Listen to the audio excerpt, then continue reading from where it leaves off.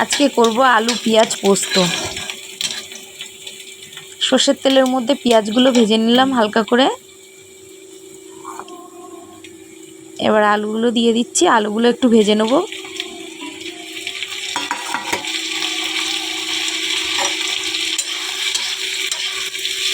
ভালো করে পেঁয়াজের সাথে আলুটা ভালো বেশ গ্যাস কমিয়ে স্লো করে গ্যাস এটা একটু সেদ্ধ ভাজতে ভাজতে সেদ্ধ হয়ে যাবে।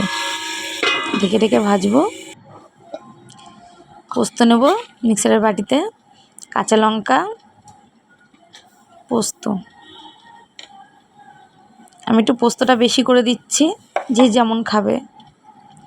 পোস্ত আলু পেঁয়াজ পোস্তে একটু পোস্তটা বেশি করে দিলে কি ভালো হয় খেতে। আমি 2 চামচ আর অল্প নিলাম।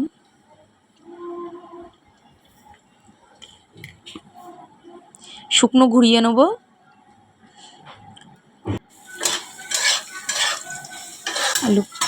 আলুটাও ভাজা হয়ে গেছে বেশ লাল লাল করে। নুন দিলাম, 2টো কাঁচা লঙ্কা দিয়ে দিয়েছি। কোনো বাটার মধ্যে লঙ্কা দিয়েছি, একটু ঝাল হবে। সামান্য হলুদ দিলাম।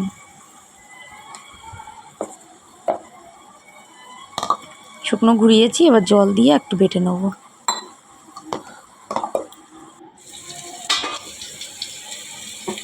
সেদ্ধ হয়ে গেছে আমার আলুটা, ভাজা হয়েছে ভালো।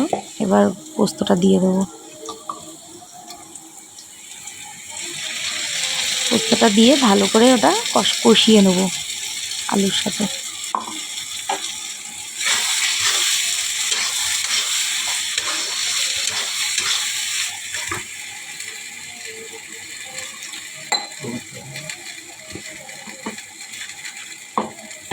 ভালো করে কষিয়ে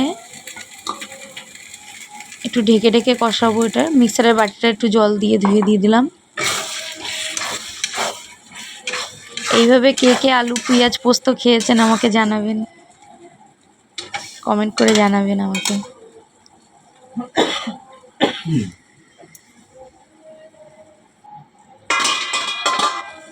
রেডি আলু পেঁয়াজ পোস্ত। একটু চিনি দিয়ে দেবো লাস্টে। চিনি দিলে কি পেঁয়াজ পোস্তই ভালো লাগে খেতে। সর্ষের তেল, ওর থেকে কাঁচা তেলটা দিতেই হবে, না দিলে ভালো লাগবে না খেতে।